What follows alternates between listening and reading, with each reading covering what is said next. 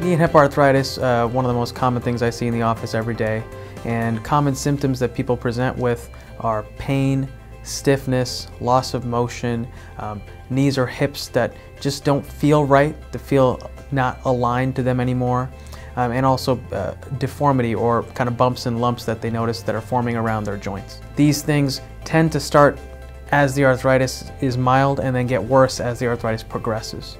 And arthritis is basically where the joints in your body, and specifically in your knees and hips, are losing their cartilage and they're not gliding smoothly and the bones start to rub against each other.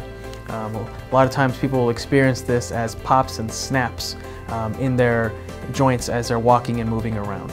And the common treatments for these problems are simple things that you can do at home, such as resting them, icing, taking Advil or Aleve or Tylenol. If those things aren't working for you, then the next step is to seek care from either your primary care or an orthopedic specialist for evaluation.